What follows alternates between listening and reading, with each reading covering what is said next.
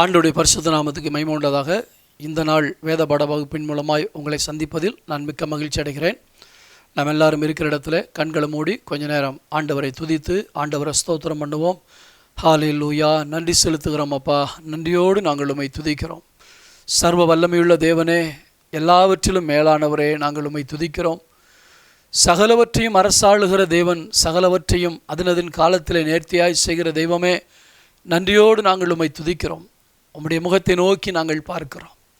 நீர் எவ்வளவு அற்புதமான தெய்வம், எவ்வளவு அதிசயமான தெய்வம். உம்மை நாங்கள் உயர்த்துகிறோம், உம்மை நாங்கள் வாழ்த்துகிறோம், உம்மை நாங்கள் வணங்குகிறோம் ஆண்டவரே. ஹல்லேலூயா. உயரம் உன்னதமான சிங்காசனத்தில் வீற்றிருக்கிற எங்கள் நல்ல தகப்பனே, உம்மை உயர்த்துகிறோம். எங்களை எவ்வளவாய் நேசிக்கிறீர், எங்களை எவ்வளவாய் ஆசீர்வதித்தீர். எங்கள் மேல் வைத்த அன்பினாலே உம்முடைய குமாரனையே எங்களுக்காய் ஜீவபலியாய் ஒப்பு கொடுத்தீரே.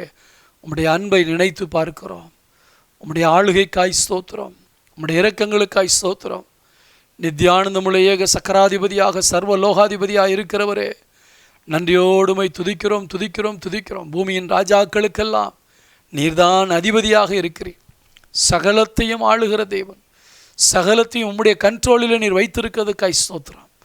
நன்றி நிறைந்த உள்ளத்தோடு நாங்கள் உம்மை துதிக்கிறோம். இந்த நாள் வேதபாட வகுப்பில் உம்முடைய பிள்ளைகளோடு நீர் பேசும், உம்முடைய பிள்ளைகளோடு நீர் இடைபடும். உம்முடைய வார்த்தைகள் கிடைத்தவுடனே எங்களுக்கு வேண்டிய ஆகாரத்தை பார்க்கலும் அதிகமாய் அதை உட்கொள்ள எங்களுக்கு கிருபை தார். வசனத்துக்கு விரோதமாய் எழும்புகிற எல்லா அந்தகாரத்தின் கிரிகளை இயேசுவின் நாமத்தினாலே எங்கள் சபித்து அப்புறப்படுத்துகிறோம்.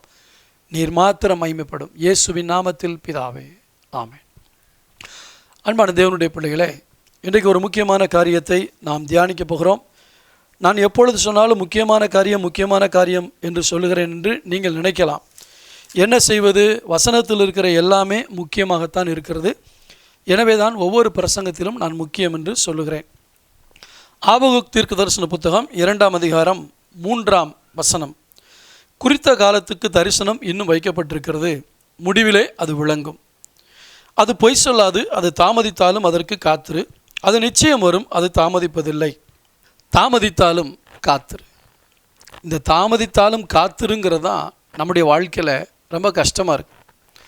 பஸ்ஸுக்கு காத்திருக்கும்போது சலிப்படைகிறோம். ஒரு வேலைக்கு இன்டர்வியூக்கு போயிட்டு வந்து அவங்க பதில் தருவாங்கன்னு நம்ம எதிர்பார்த்து அது வரலங்க முதல்ல அதில் சோர்ந்து போகிறோம். காத்திருத்தல் என்பது உண்மையிலே மனுஷனுக்கு ஒரு கஷ்டமான காரியமாக மனிதன் நினைக்கிறான்.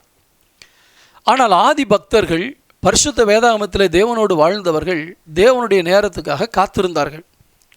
ஆனால் ஆண்டவர் ஒரு அஷூரன்ஸ் கொடுக்குறாரு, நிச்சயமாக வரும்னு சொல்லி. ஒருவேளை நம்ம ஒரு ட்ரெயினுக்காக காத்திருக்கிறோம், அந்த ட்ரெயின் இன்னும் 1 மணி நேரம் லேட்டாக வரும், 2 மணி நேரம் லேட்டாக வரும்னு சொல்கிறாங்க. திடீர்னு சொல்கிறாங்க அந்த ட்ரெயின் ரத்து செய்யப்படுகிறது, அடுத்த ட்ரெயின் 11:45க்கு வரும்னு சொல்லுவாங்க. அப்போ நம்ம காத்திருக்கிற சில காரியங்கள் ரத்து செய்யப்படலாம். ஆனால் நீங்கள் கர்த்தருக்காக காத்திருக்கும்போது ஒரு நாளும் ஆண்டவர் அது ரத்தாகிவிட்டது என்று சொல்ல மாட்டார். நீ இந்த மாதிரி காரியத்தை கேட்ட, நான் உனக்கு கொடுக்கலான்ட்டு இருந்தேன், ஆனால் இவ்வளோ நாளாக நானும் உனக்கு கொடுக்கலான்னு ட்ரை பண்ணேன், எவ்வளோ முயற்சி பண்ணேன், என்னால் கொடுக்க முடியல, அதை கேன்சல் பண்ணிடுறேன், வேறு ஏதாவது ஜெபம் பண்ணுன்னு ஆண்டவர் ஒரு நாளும் சொல்ல மாட்டார். நீங்கள் என்ன கேட்குறீங்களோ அதை நிச்சயமாக உங்களுக்கு கொடுக்குற தேவன். ஆனால் கொடுக்கறதுக்கு ஒரு நேரத்தை வைத்திருக்கிறார். அந்த நேரம் நமக்கு தெரியாது, தேவனுக்கு மட்டும்தான் தெரியும். காண ஒரு கல்யாண வீட்டில் திராட்சை ரசம் குறைபட்ட போது இயேசுனுடைய தாயிடத்தில் போய் சொன்னாங்க. இயேசுனுடைய தாய் இயேசுனிடத்தில் போய் சொன்னார்கள். ஆண்டவர் சொன்னார், என்னுடைய வேலை வரும்போது நான் செய்வேன். அதே போல் அவருடைய நேரம் வந்தபோது அவரே போய் வேலைக்காரங்களை கூப்பிட்டு இந்த ஜாடியில் தண்ணியை நிரப்புங்க, கொண்டு போய் ஊற்றுங்கன்னு சொல்கிறாரு. அவருடைய நேரம் வரும்பொழுது செய்கிறது அற்புதமாக இருக்கும். நம்ம அவசரப்பட்டு செய்கிற காரியங்கள் சில நேரத்தில் அலங்கோலமாக மாறிடும். இதற்கு உதாரணம் ஆபிரகாம். ஆண்டவர் சாராள் மூலமாக பிள்ளை கொடுப்பேன்னு சொன்னார். ஆனால் சாராள் அவசரப்பட்டாங்க, எப்படியாவது பிள்ளை வேணுங்கிறதுக்காக அவசரப்பட்டு மனுஷிகத்தில் ஈடுபட்டாங்க. என்ன நடந்துச்சு? இஸ்மவேல் பிறந்தான். நம்ம அவசரப்பட்டு நாமளே முயற்சி எடுக்கக்கூடாது. சரி, ஆண்டவர் பிஸியாக இருக்கார் போல், ஆண்டவருக்கு இப்போ நேரம் இல்லை போல் அப்படின்னு நம்மளே நினச்சிடக்கூடாது. ஆண்டவர் தாமதிக்கலை, அவருடைய வேலை என்ற ஒன்றை குறித்து வைத்திருக்கிறார். அந்த குறித்த நேரம் வரும் பொழுது ஆண்டவர் செய்வார். குறித்த காலத்துக்கு தரிசனம் வைக்கப்பட்டிருக்கு. அந்த குறித்த காலம் அப்படிங்கிற வசனத்தை பார்த்தீங்களா, ஆண்டவர் செட் பண்ணிட்டார். இந்த செட் டைம் ஹேஸ் கம் அப்படின்னு சங்கீதத்தில் நம்ம வாசிக்கிறோம். சியோனுக்கு தயவு செய்யும் காலமும் அதற்காக குறித்த நேரமும் வந்ததென்று. உங்களுக்கு எனக்கும் ஒவ்வொரு நேரத்தை கர்த்தர் குறித்து வைத்திருக்கிறார். அந்த குறித்த நேரத்தில் எல்லாமே நேர்த்தியாக நடக்கும். இங்கே இன்றைக்கு நான் உங்களோடு கூட பகிர்ந்து கொள்ளப் போகிற ஒரு காரியம் என்னவென்றால், மரியாள், மார்த்தாள், லாசரு. இந்த லாசரு வியாதியாக இருந்தார். இந்த சம்பவத்தெல்லாம் நான் உங்களுக்கு கதை போல் சொல்கிறேன். யோவான் 11ஆம் அதிகாரத்தில் இருக்கிறது. எல்லார்ட்டையும் இயேசு அன்பாக இருந்தார்னு போட்டிருக்கு. மரியாள், மார்த்தாள், லாசரு எல்லார்ட்டையும் அன்பாக இருந்தார். இந்த இயேசுனுடைய பாதத்தில் தைலம் பூசி அவருடைய பாதங்களை கழுவினவள் இந்த மரியாள் தான் போட்டிருக்கு. அவளுடைய சகோதரனாகிய இந்த லாசரு வியாதியாக இருந்தார். இயேசு எல்லார் மேலேயும் அன்பாக இருந்தார். பாருங்கள், அந்த வேதத்தில் நம்ம வாசிக்கும்போது என்ன போட்டிருக்கு பாருங்கள். 11ஆம் அதிகாரம் 5ஆம் வசனம். இயேசு மார்த்தாளிடத்திலும் அவளுடைய சகோதரியினிடத்திலும் லாசரிடத்திலும் அன்பாக இருந்தார். அந்த குடும்பத்தில் 3 பேர் இருந்தாங்க. 3 பேர் மேலேயும் அன்பாக இருக்கார். அப்படி அன்பாக இருக்கும்போது இந்த லாசரு வியாதியாக போயிட்டான். இந்த வியாதியை ஆண்டவர் சுஸ்தமாக்கும்படி சொல்லி அனுப்புகிறாங்க. இப்போ இவங்களுக்கு ஒரு பிரச்சனை வர்றப்ப இயேசு பக்கத்தில் இல்லை. நீங்கள் யோசிக்கணும், அன்றைக்கு இயேசு இந்த மாம்ச சரீரத்தில் இருந்தார், ஒரே நேரத்தில் ஒரு இடத்துல இருந்தார். இன்றைக்கி ஆவியாக இருக்கார், எந்த நேரத்திலும் எல்லா இடத்திலும் இருக்கிறார். ஆனால் அன்றைக்கு இயேசுங்கிற பேரில் மனிதனாக வந்தபடினால ஒரே நேரத்தில் ஒரு இடத்துல தான் அவர் இருந்தார். இப்போ லாசரு வியாதியாக இருக்கிறத அவர்கிட்ட சொல்லிவிடுறாங்க. அவர்கிட்ட போய் ஆட்கள் போய் சொல்கிறாங்க. எங்கே இருந்தார் உங்களுக்கு தெரியுமா? இயேசு எருசலேமில் இருந்திருந்தால் கூட 2 மைல் தூரம் தான், வேகமாக போயிட்டு சொல்லிட்டு வந்துடலாம், இயேசு உடனே வந்திருப்பார். ஆனால் இவர் இருந்தது எங்கே இருந்தார்னா, யோவான் 10ஆம் அதிகாரத்தில் 40ஆம் வசனத்தில் வாசிக்கிறோம். யோர்தானுக்கு அக்கறையிலே முன்னே யோவான் ஞானஸ்தானம் கொடுத்து கொண்டிருந்த இடத்துக்கு திரும்பி போய் அங்கே தங்கினார். அங்கே ஏன் தங்கினார்னா, அங்கே நிறையா பேர் அவர்கிட்ட வந்தாங்க. நிறையா பேருக்கு அவர் அற்புதங்களை செஞ்சுக்கிட்டு இருந்தார். அநேகர் அவர் மேலே விசுவாசம் வச்சுக்கிட்டு இருந்தாங்க. அங்கே நிறையா ஊழியம் நடந்துக்கிட்டே இருக்குது. ஆண்டவருடைய அன்பு அங்கே சொல்லப்பட்டுக்கிட்டே இருக்குது. ஊழியம் அங்கே நிறையா நடந்துக்கிட்டு இருக்குது. நிறையா மக்கள் அங்கே வந்துக்கிட்டு இருக்காங்க. ஒரு இடத்துல இயேசு வேலை செய்து கொண்டிருக்கிறார். அவர்களுக்கு அந்த நேரத்தை நியமித்திருந்தபடினால் அவர்களுக்கென்று நியமித்த அந்த நேரத்தில் இயேசு அங்கே போயிருக்கார். இப்போ இந்த லாசரு வியாதியாக இருக்கான்னு சொல்கிறாங்க. அந்த இடத்துக்கு போனால் எப்படி தெரியுமா? யோர்தானுக்கு அக்கறையில். உங்களுக்கு ஒரு மேப் நான் காட்ட விரும்புகிறேன். மேல் பகுதியில் எர்மோன்னு ஒரு மலை இருக்குது. அந்த எர்மோன் மலையிலிருந்து தான் இந்த யோர்தான் நதி உற்பத்தியாகி கீழே வருது. இந்த எர்மோன் மலையிலிருந்து உற்பத்தியாகி கீழே வரும்பொழுது முதலாவது இருக்கிற அந்த பகுதி கலிலேயா என்று அழைக்கப்படுகிறது. அந்த கலிலேயாவிலே தான் ஒரு இடத்துல அந்த தண்ணீர் அதிகமாய் தேங்கும் பொழுது அது ஒரு கலிலேயா கடல் என்று அழைக்கப்படுகிறது. கலிலேயா கடல்னால் நம்ம ஊரில் மெரினா பீச்சில் இருக்க அந்த கடல் இருக்கே, இந்து மகா சமுத்திரம், அரபிக்கடல், அந்த மாதிரி கடலில் சுற்றிலும் மலைகள் இருக்கும். அது நல்ல தண்ணி. நான் அங்கே போயிருக்கிறேன். அந்த கடலிலே கப்பலிலே பிரயாணம் பண்ணியிருக்கிறேன். எனவே அது அப்படிப்பட்ட அந்த தண்ணியை உள்வாங்கி அந்த தண்ணியை மறுபடியும் அனுப்புகிறது. எப்படி?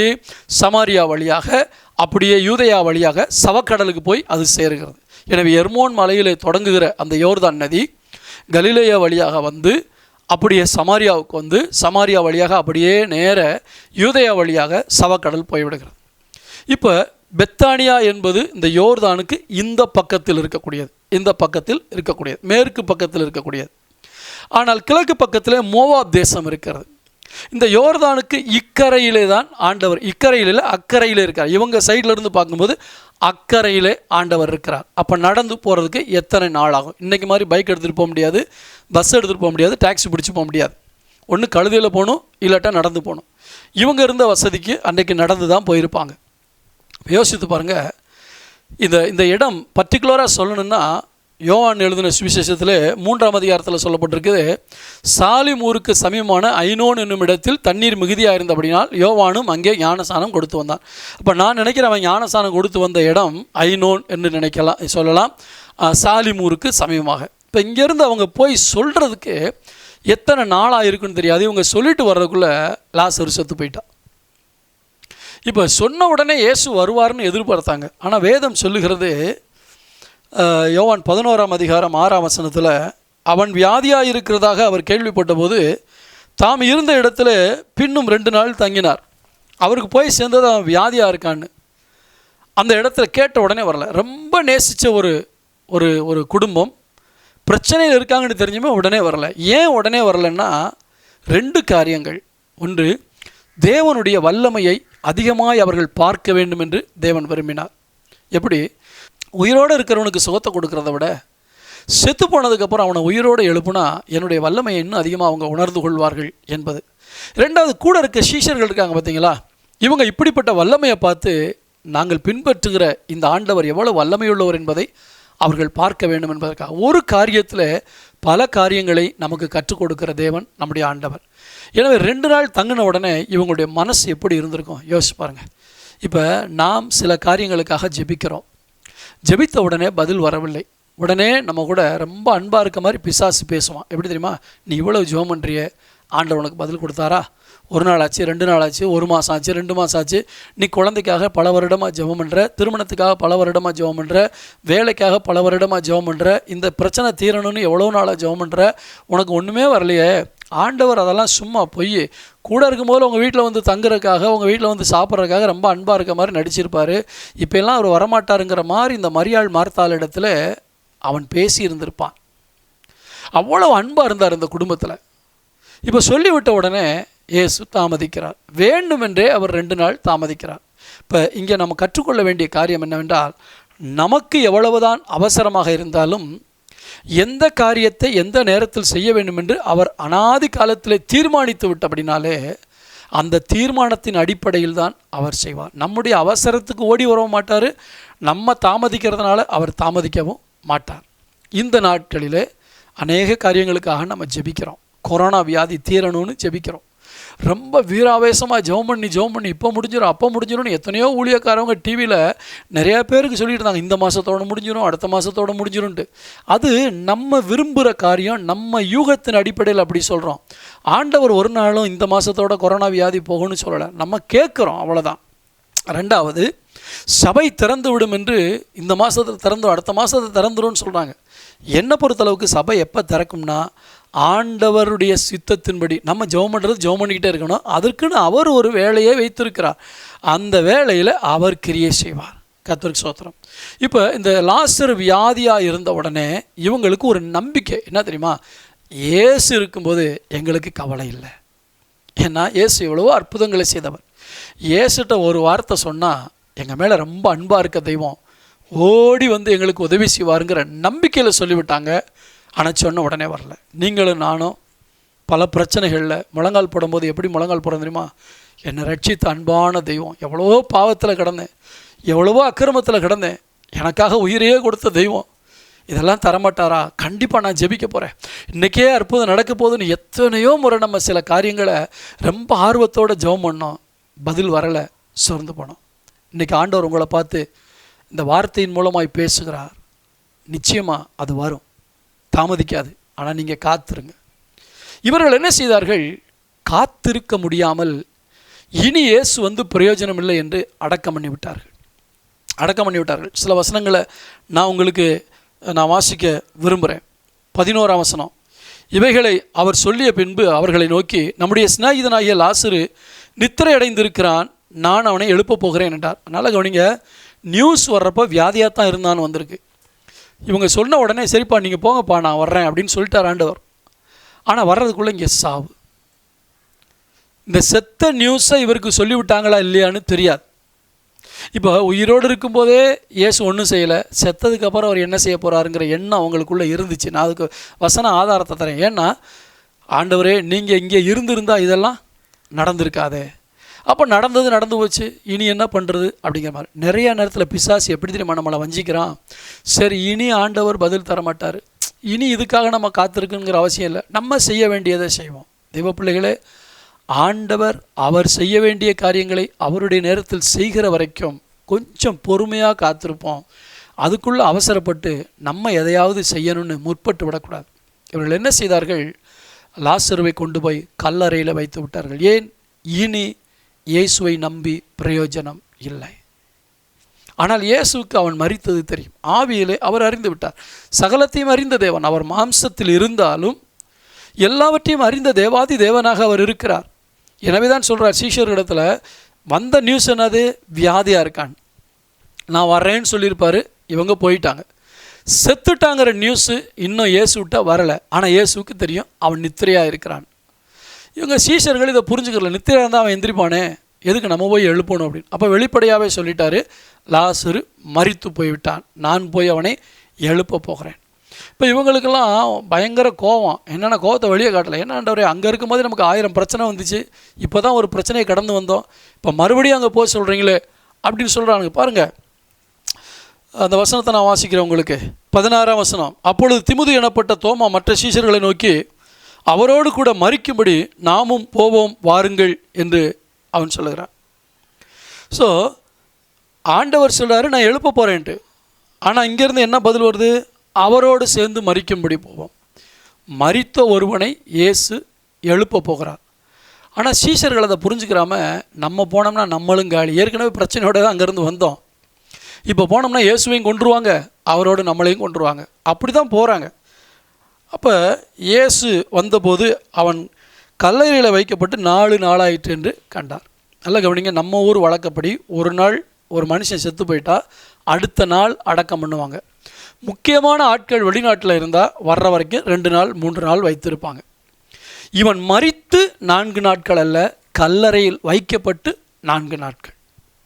ஒருவேளை யூதர்களுடைய முறைமையின்படி காலையில் மரித்தா சாயந்தரத்தில் அவங்க அடக்கம் பண்ணிட்டாங்களா தெரியாது. இயேசுனுடைய மரணத்தை பார்க்கும் பொழுது மரித்த உடனே அடக்கம் பண்ணிட்டாங்க, யாருக்காகவும் வச்சிருக்கலை. அப்போ யூதர்களுடைய கலாச்சாரத்தின்படி மரித்த உடனே அடக்கம் பண்ணியிருந்தால் கல்லறையில் வச்சு 4 நாளாயிற்று. இந்த 4 நாட்களும் இவர்களுடைய மன ஓட்டம் என்னவாக இருந்திருக்கும்? உண்மையிலே இயேசு தேவகுமாரன் தானா? உண்மையிலே இயேசு நம்மை நேசித்தாரா? வியாதியாக இருக்கிறான் என்று சொல்லியும் அவர் வரவில்லையே. தேவனுடைய அன்பை சந்தேகிக்கக்கூடிய எண்ணங்களை பிசாசு கொடுத்திருப்பான். நீங்களும் நானும் ஜெபித்த ஜெபத்திற்கு பதில் வராவிட்டால் தேவன் நம்மேல் வைத்த அன்பை சந்தேகிக்கும்படியாக பிசாசு நம்முடைய எண்ணங்களுக்குள்ளே அவன் கிரியை செய்ய ஆரம்பிப்பான். 2வது, தேவனுடைய வல்லமையை சந்தேகிக்கும்படியான எண்ணங்களை அவன் கொண்டு வருவான். இந்த 2 சந்தேகங்களும் நமக்குள்ளே வந்துருச்சுன்னா நம்முடைய விசுவாசம் நம்மளை விட்டு போயிடும், ஆவிக்குரிய ஜீவியம் அழிந்து போயிடும். இதை கேட்டுக்கொண்டிருக்கிற உங்களுடைய வாழ்க்கையை யோசித்து பாருங்கள். எத்தனை முறை பிசாசு தேவனுடைய அன்பை சந்தேகிக்க வைத்தான்? எத்தனை முறை பிசாசு தேவனுடைய வல்லமையை சந்தேகிக்க வைத்தான்? இந்த 4 நாட்களும் இவர்கள் அழுது கொண்டே இருக்கிறார்கள். வேதம் சொல்லுகிறது, அழ ஒரு காலம் உண்டு, நகைக்க ஒரு காலம் உண்டு. உங்களுடைய பிரச்சனை இயேசுவுக்கு தெரியும். இந்த லாசரு வியாதியாக இருக்கிறான்ங்கிற செய்தியும் தெரியும், மரித்து போனான்ங்கிற செய்தியும் தெரியும். இயேசு உயிரோடு இருக்கிறார், அவருக்கு செய்தி தெரியும். ஆனாலும் இந்த குடும்பத்தில் அழுகை. இதைத்தான் இன்றைக்கு சொல்ல விரும்புகிறேன். நாம் ஆராதிக்கிற தேவன் ஜீவனோடு இருக்கிறார், நம்ம ஏறெடுக்கிற எல்லா ஜெபத்தையும் அவர் கேட்கிறார். ஆனாலும் சில நேரத்தில் நம்முடைய வாழ்க்கையில் அழுகை, ஆனாலும் நம்முடைய வாழ்க்கையில் வேதனை, ஆனாலும் நம்முடைய வாழ்க்கையில் சில நேரத்தில் போராட்டங்கள். எது வரைக்கும்? ஆண்டவர் சொன்னார், உன்னுடைய ஜெபத்துக்கு பதில் நிச்சயமாக வரும், காத்திரு. இவர்கள் காத்திருக்காமல் கல்லறையில் கொண்டு போய் வைத்து விட்டார்கள். அதுவும் நல்லதுக்கு தான். ஏன் நல்லதுக்கு என்று சொல்லுகிறேன் என்றால், ஒருவேளை வீட்டில் செத்த உடனே வந்து எழுப்பியிருந்தாருன்னா உள்ள ஹார்ட் பீட் கொஞ்சம் இருந்துருந்துச்சு, ஏதோ குருட்டு வாக்கில் அவர் எழுப்பிட்டாருன்னு சொல்கிறாங்கன்னு சொல்லி அது பொருளையை கிளப்பி வர்றதுக்கு ஒரு வசதியாக இருந்திருக்கும். ஆனால் லாசருடைய கல்லறை எப்படி தெரியுமா? நான் லாசருடைய கல்லறைக்கு போய் பார்த்துருக்கேன். ஒரு குகை மாதிரி இருக்கும், அந்த குகைக்குள்ளே போய் இறங்கி இறங்கி இறங்கி அதுக்குள்ளே ஒரு பெரிய பள்ளம் இருக்கும். அந்த பள்ளத்துக்கு இடையில ஒரு மலை மாதிரி இருக்கிறத குடஞ்சிருப்பாங்க. ஒரு ஆள் எழுந்து வெளியே வர முடியாது. அந்த இடத்துல கொண்டு போய் அந்த லாசருடைய கல்லறையை வச்சுட்டாங்க. இப்போ உள்ளுக்குள்ளே போகணும், ஒரு ஒரு ஒரு 10-20 அடி தூரத்துக்கு உள்ளே இறங்கி போகணும். இறங்கி போய் அதுக்குள்ளே ஒரு பள்ளம் மாதிரி இருக்குது, அங்கே தான் லாசரை வச்சுருக்காங்க. அதுக்கு முன்னாடி ஒரு கல்லை வச்சுட்டாங்க. என்னன்னா, அந்த கல்லை மூடிட்டாங்கன்னா இனி நம்பிக்கை இல்லை. தெய்வ பிள்ளையே, உன்னுடைய விசுவாசம் கற்களால் மூடப்பட்டு விட்டதோ? உன்னுடைய நம்பிக்கை கற்களால் மூடப்பட்டு விட்டதோ? திறந்த கல்லறை கூட இல்லை, மூடப்பட்ட கல்லறை. இனி நம்பிக்கை இல்லை. பிசாசு நம்முடைய வாழ்க்கையில் கிரியை செய்கிறது என்ன தெரியுமா? ஆண்டவரை நம்பி பிரயோஜனம் இல்லை, ஆண்டவரிடத்தில் ஜெபம் பண்ணி பிரயோஜனம் இல்லை, இந்த எண்ணத்தை நமக்குள்ளே கொண்டு வருவான். ஆனால் ஒரு நாளும் அவனுடைய சத்தத்துக்கு செவி கொடுக்காதீங்க. நமக்கு இன்னும் நம்பிக்கை உண்டு. 4 நாட்கள் ஆன பின்பு இயேசு வருகிறார். இந்த இயேசு வர்ற செய்தி, இயேசு லாசருடைய வீட்டுக்கு போல. நல்லா கவனிங்க, ஒப்பாரி வச்சுக்கிட்டு இருக்க வீட்டுக்கு இயேசு போல. இயேசு வர்றாருன்னு அந்த நியூஸ் உடனே வீட்டுக்கு போயிடுச்சு. ஏன்னா நிறைய பேர் இயேசுவை ஏற்கனவே பார்த்துருப்பாங்க, இந்த லாசரு வீட்டில் அடிக்கடி வந்துட்டு போகிறத பார்த்துருப்பாங்க. இப்போ இயேசு அங்கேருந்து அந்த யோர்தானுக்கு அப்புறத்துலேருந்து புறப்பட்டு வர்றாரு. 4 நாள் ஆயிட்டுன்னு அவருக்கு தெரிஞ்சிருக்கும். 4 நாளில் பிணம் அழுகி போயிருக்கும், நாறி போயிருக்கும். சில நேரத்தில் நம்முடைய பிரச்சனை நாரும் வரை காத்திருக்கிறார். நம்ம நினைப்போம், ஆண்டவரே என் மானம் போயிடுச்சு, ஆண்டவரே எல்லாரும் என்னை பற்றி இப்படி பேசுகிறாங்களே, ரொம்ப அவமானமாக இருக்கு ஆண்டவரே. சரீரம் நாரலை, நம்முடைய வாழ்க்கையினுடைய பல பகுதிகள் மற்றவர்களுக்கு நாற்றம் போல் தெரிகிறது. இப்படியெல்லாம் பேசுகிறாங்களே ஆண்டவரே, அப்படியெல்லாம் பேசுகிறாங்களே ஆண்டவரே. நாற்றம் எடுக்கிற வரைக்கும் சில நேரம் ஆண்டவர் அவருடைய சித்தத்தின் அடிப்படையில் தாமதமாய் வருவார். லாசருடைய வீட்டுக்கு போல பாதி தூரத்திலே வர்றார். 18ஆம் வசனத்தை வாசிக்கிறேன். பெத்தானியா ஊர் எருசலேமுக்கு சமீபமாக ஏறக்குறைய 2 மைல் தூரத்தில் இருந்தது. யூதரில் அநேகர் மார்த்தாள் மரியாள் என்பவருடைய சகோதரனை குறித்து அவளுக்கு ஆறுதல் சொல்லும்படி அவரிடத்தில் வந்திருந்தார்கள். எருசலேமிலிருந்து நிறைய பேர் அவளுக்கு ஆறுதல் சொல்ல வந்திருக்காங்க. அந்த வீட்டில் நிறைய பேர் கூடி என்ன செய்யாங்க, உட்காந்துருக்காங்க. இப்போ 20ஆம் வசனம் சொல்லுது, இயேசு வருகிறார் என்று மார்த்தாள் கேள்விப்பட்ட போது, மரியாள் ரொம்ப துக்கத்தில் இருக்கா. இந்த மரியாள் தான் இயேசுனுடைய பாதத்தில் அமர்ந்திருந்தவள். இப்போ மார்த்தாளுக்கு நியூஸ் வந்துருச்சு, இயேசு வர்றாருன்னு, வந்துக்கிட்டே இருக்காருன்னு.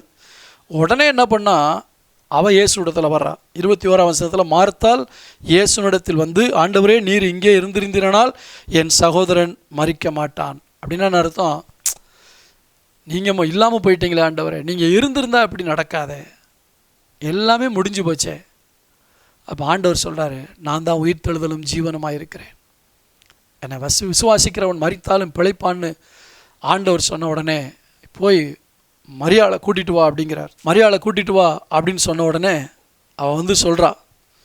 28ஆம் வசனம், இவைகளை சொன்ன பின்பு அவள் போய் தன் சகோதரியாக மரியாளை ரகசியமாய் அழைத்து, போதகர் வந்திருக்கிறார், உன்னை அழைக்கிறார் என்றார்.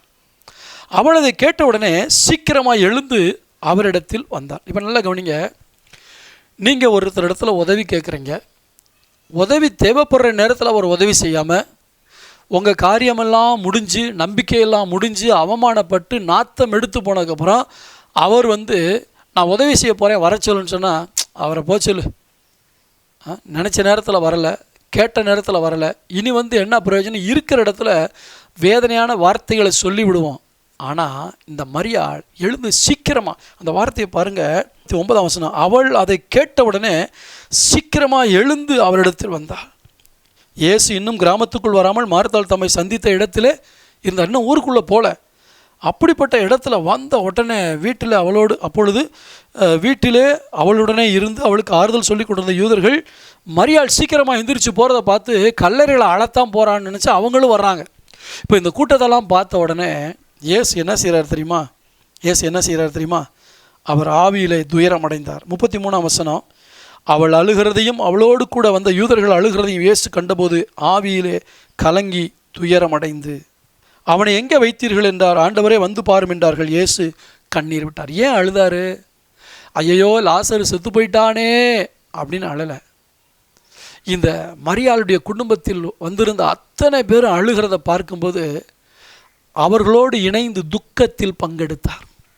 நம்முடைய துக்கத்தில் பங்கெடுக்கிற தேவன் அன்பை வெளிப்படுத்தினார். அவர் அன்புள்ளவர் தாங்கிறதுக்காக அவருடைய எல்லா நெருக்கங்களிலும் அவர் நெருக்கப்பட்டார். பைபிளில் வசனம் இருக்கு இல்லையா, நம்முடைய ஒவ்வொரு நெருக்கத்திலும் இயேசு நெருக்கப்படுகிறார். நம்முடைய துன்பத்தில், நம்முடைய துக்கத்தில், நம்முடைய வேதனையில் பங்கெடுக்கிற தெய்வம். அன்பை வெளிப்படுத்தும்படி அழுதார், வல்லமையை வெளிப்படுத்தும்படி உயிரோடு கூட எழுப்பினார். ஒரு அல்லேலூயா சொல்லுவோமா? அல்லேலூயா. இந்த மரியாள் கொஞ்சம் கூட யோசிச்சிருந்திருக்க மாட்டா.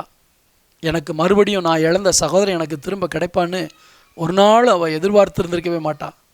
தேவப்பிள்ளைகளே, நம்பிக்கை இழந்து விட்டீர்களா? எல்லா விசுவாசமும் உங்களை விட்டு போயிடுச்சா? நீங்கள் நினச்சி பார்க்க முடியாத காரியத்தை செய்கிறதுக்கு தான் ஆண்டவர் அவருடைய வேலைக்காக காத்து கொண்டிருக்கிறார். இப்போ நல்லா கவனிங்க, ஊர் மக்கள்லாம் திரண்டு வர்றாங்க. வச்ச இடத்த காட்டுங்கன்னு சொன்னோடனே எல்லாரும் காட்ட போகிறாங்க.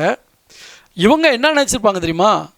பணத்தை தான் பார்க்க முடியல, அவனை வச்ச இடத்துல போய் நின்று அழலான்னு இயேசு வருவாருன்னு தான் மற்றவங்க நினச்சிருப்பாங்க. ஏன்னா எல்லா ஊர் ஜனங்களாம் அழுதுகிட்டு இருக்காங்க. மரியாள் ஒரு பக்கம் அழுகிறா, மார்த்தாள் ஒரு பக்கம் அழுகிறா, யூத ஜனங்கள் எல்லாரும் அழுதுகிட்டு இருக்காங்க. இப்போ இயேசுவும் அழுதுட்டாரு. இப்போ அந்த இடத்த காட்டுங்கன்னு சொன்ன உடனே அந்த இடத்த கூட்டு போகிறாங்க. எதுக்கு தெரியுமா? அந்த இடத்த பார்த்து, அவனைத்தான் பார்த்து அழ முடியல, அந்த இடத்தையாவது பார்த்து அழலான்னு. சில நேரத்தில் பாருங்கள், சில நேரத்தில் தகப்பன் இந்த ஊரில் மரிச்சிருப்பார், பிள்ளைகள் வெளிநாட்டில் இருப்பாங்க. சில குறிப்பிட்ட காரியங்கள்னால அந்த நேரத்துக்கு அவங்களால வந்து சேர முடியாத சூழ்நிலை, ஃப்ளைட்டு கிடைக்காம இருந்திருக்கலாம், பல பிரச்சனைகள் இருந்திருக்கலாம். பிள்ளைங்க சொல்லுவாங்க, நீங்கள் அடக்கம் பண்ண வேண்டியதை அடக்கம் பண்ணிவிடுங்க, நாங்கள் வர்ற வரைக்கும் காத்திருக்க வேணான்னு சொல்லிவிடுவாங்க. இங்கே தாயவோ தகப்பனையோ யாரையோ அடக்கம் பண்ணிவிடுவாங்க. ஆனால் பாருங்கள், வந்த உடனே வீட்டில் உட்காந்து அழுகிறத விட அவங்கள புதைச்சி அந்த கல்லறை இருக்குது பார்த்தீங்களா, அந்த கல்லறைக்கு பக்கத்தில் போய் நின்று, ஐயோ அப்பா எங்களை விட்டு போயிட்டீங்களே, உங்களை பார்க்க முடியலையேன்னு அழுவாங்க. அம்மாவாக இருந்தால், ஐயோ அம்மா எங்களை விட்டு போயிட்டீங்களேன்னு அந்த கல்லறையிலே அவர்களுடைய உருவத்தை மனதிலே கொண்டு வந்து அங்கே அழுவார்கள். இவங்க இப்படி தான் நினச்சாங்க, கல்லறைக்கு பக்கத்தில் போய் நின்று அழப்போகிறாருன்னு. ஆனால் கல்லறைக்கு பக்கத்தில் போன உடனே இயேசு என்ன தெரியுமா சொல்கிறாரு? ஒரு ஜெபம் பண்ணுறார். என்ன ஜெபம் பண்ணுறாரு? ஆண்டவரை நோக்கி, ஆண்டவர் பிதாவை நோக்கி ஜெபம் பண்ணுறார். 41ஆம் வசனத்தை வாசிக்கிறேன். அப்பொழுது மரித்தவன் வைக்கப்பட்டிருந்த இடத்தில் இருந்த கல்லை எடுத்து போட்டார்கள். அதுக்கு முன்னாடியே ஆண்டவர் சொல்கிறார், கல்லை எடுத்து போடுங்கள் என்று 39ஆம் வசனத்தில் இயேசு கல்லை எடுத்து போடுங்கள் என்றார்.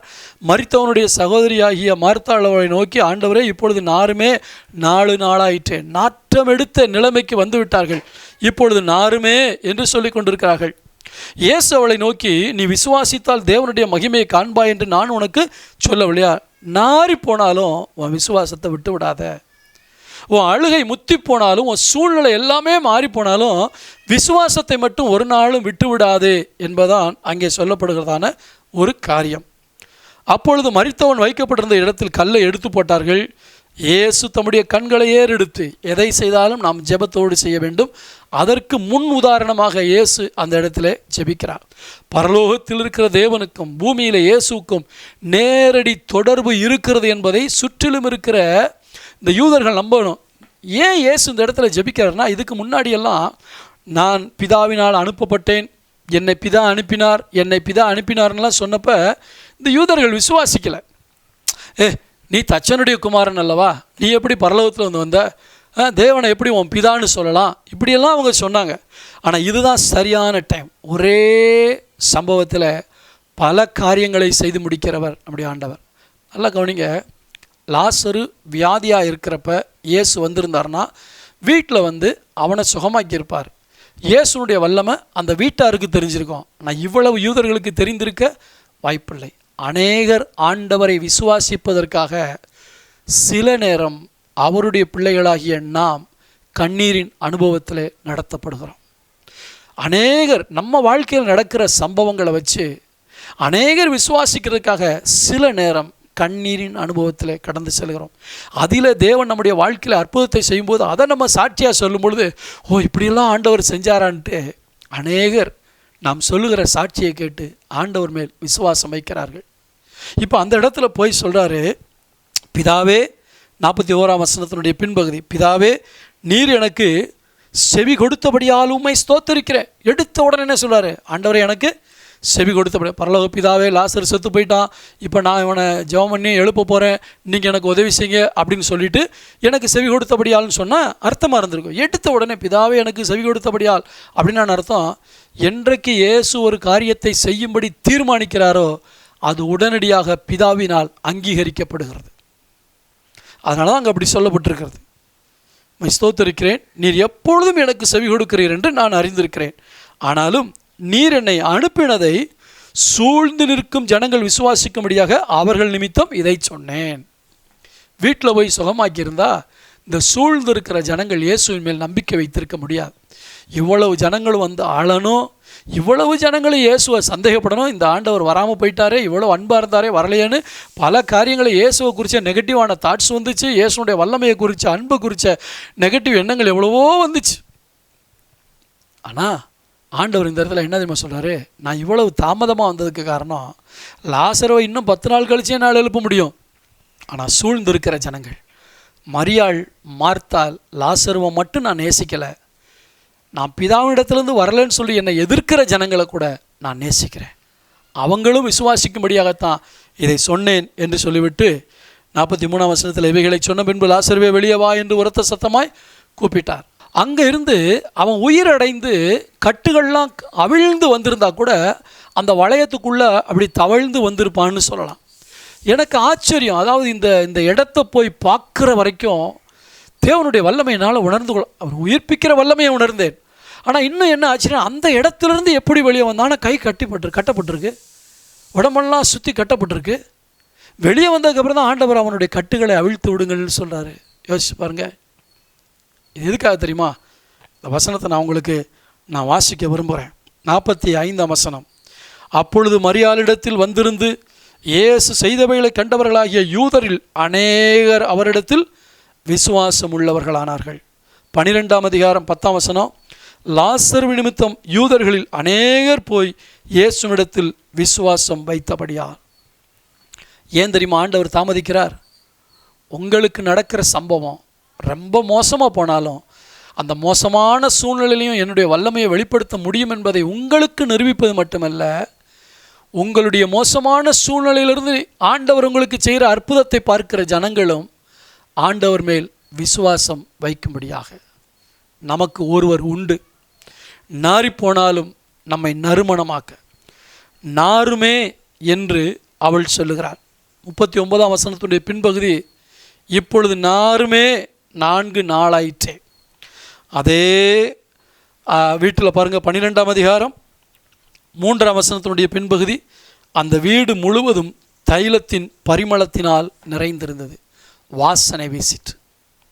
அழுகையின் வாசனை வீசின இடத்துல ஆனந்தத்தின் வாசனை வீசுகிறது.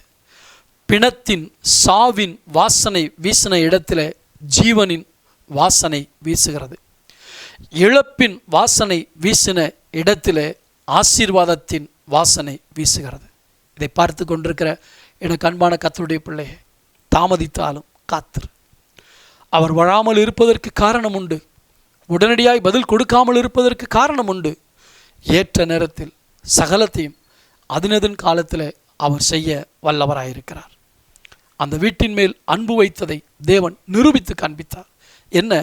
அவர்கள் நினைத்த நேரத்தில் நிரூபிக்கவில்லை, அவர்கள் நினையாத நேரத்தில் வந்து நிரூபித்தார். அவர்களுக்கும் ஆசீர்வாதம், அவர்களோடு இருந்தவர்களுக்கும் ஆசீர்வாதம். உங்களை சில நேரத்தில் கண்ணீரின் பாதையில் கர்த்தர் கடந்து போவதற்கு அனுமதித்திருக்கலாம். இழப்பின் பாதையில், ஏளனத்தின் பாதையில், அவமானத்தின் பாதையில் போவதற்கு கர்த்தர் அனுமதித்திருக்கலாம். எதற்கு தெரியுமா? உங்களை நேசிக்கிறேன் என்பதை நிரூபிப்பதற்கும், உங்களோடு உங்களை சார்ந்திருக்கிற அநேகரை இயேசுவை விசுவாசிக்க வைப்பதற்கும் இயேசு இப்படி செய்கிறார். இன்றைக்கு செய்தியினுடைய தலைப்பு இதுதான். தாமதித்தாலும் காத்திரு, நிச்சயம் பதில் வரும். ஆம், கண்டிப்பாக பதில் வந்தே தீரும். இந்த கொரோனாவுக்காய் நாம் ஜெபித்த ஜெபத்துக்கு பதில் வரும். சபை திறப்பதற்காய் நாம் ஜெபித்த ஜெபத்துக்கு பதில் வரும். உங்கள் குடும்ப காரியம், பிள்ளைகள் திருமண காரியம், பிள்ளை பிறப்பு காரியம், வேலைக்காரம், எதுவாக இருந்தால் நீங்கள் ஜெபித்த ஜெபத்துக்கு நிச்சயமாய் பதில் உண்டு. கர்த்தர் தருவார். விசுவாசத்தோடு ஜெபம் பண்ணுவோமா? பரிசுத்தமுள்ள நல்ல பிதாவே, இன்றைக்கு எங்களுக்கு கற்றுக் கொடுத்த இந்த நல்ல பாடத்துக்காய் ஸ்தோத்திரம். தாமதித்தாலும் காத்திரு என்று சொன்னீர். காத்திருக்கிற நேரத்தில் தான் உம்முடைய அன்பையும் உம்முடைய வல்லமையும் நாங்கள் சந்தேகிக்கும்படியான எண்ணங்களை பிசாசு கொண்டு வருகிறான். இந்த செய்தியை பார்த்து கொண்டிருக்கிற நம்முடைய பிள்ளைகளுடைய மனதில் தேவனுடைய அன்பையும் தேவனுடைய வல்லமையும் குறித்த தவறான எண்ணங்களை பிசாசு போட்டிருப்பானால், இயேசு கிறிஸ்து என்கிற வல்லமையில் நாமத்தில் அந்த எண்ணங்கள் அத்தனை நான் வெளியேற்றுகிறேன். என் ஆண்டவர் நாறிப்போன நிலைமையிலும் என் வாழ்வை நறுமணமாக்க வருவார் என்கிற அந்த விசுவாசத்தோடு உம்முடைய பிள்ளைகள் திடமனதாக இருக்க உதவி செய்யும். உம்முடைய வல்லமையை உணர்ந்த தாவீது கர்த்தருக்காய் பொறுமையோடு காத்திருந்தேன் என்று சொன்னார். எபிரேயர் 10:36 நாங்கள் வாசிக்கிறபடி வாக்குத்தத்தம் பண்ணினதை நாங்கள் சுதந்தரிப்பதற்கு பொறுமை எங்களுக்கு அவசியமாக இருக்கிறது. நம்முடைய பிள்ளைகளுக்கென்று ஒரு நேரத்தை குறித்து இருக்கிறேனையா, அந்த குறித்த நேரத்தில் எங்களுக்கு எல்லா காரியங்களையும் நேர்த்தியாய் செய்ய போகிறீர். மிகுந்த சந்தோஷம் அடையும்படி இப்படியும் நடக்குமான்னு நாங்கள் யோசிக்கக்கூடிய அளவில் பெரிய காரியங்களை செய்ய போகிறீங்க. இதை என்னுடைய ஆவியிலே நான் உணர்கிறேன். பரிசுத்த ஆவியானவர் இந்த செய்தியை கேட்டுக்கொண்டிருக்கிற ஒவ்வொருவருடைய உள்ளத்தில் ஒரு விசுவாசத்தை தூண்டுகிறதற்காக இயேசுவின் நாமத்தினாலே உமக்கு நன்றி செலுத்துகிறேன் பிதாவே. ஹல்லேலூயா. எல்லா சந்தேகங்களையும் நீர் மாற்றிக்கொண்டிருக்கிறதுக்காய் ஸ்தோத்திரம்.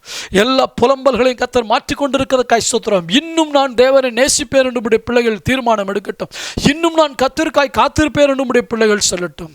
நீர் எப்படி செய்ய போகிறதற்காக ஸ்தோத்திரம். பிசாசு வெட்கப்படட்டும். உம்முடைய பிள்ளைகள் மகிழ்ச்சி அடையட்டும். உம்முடைய நாமம் மகிமைப்படட்டும். இயேசுவின் நாமத்தில் பிதாவே, ஆமென். என் ஆத்துமாவே கர்த்தரை ஸ்தோத்திரி, என் முழு உள்ளமே அவருடைய பரிசுத்த நாமத்தை ஸ்தோத்திரி.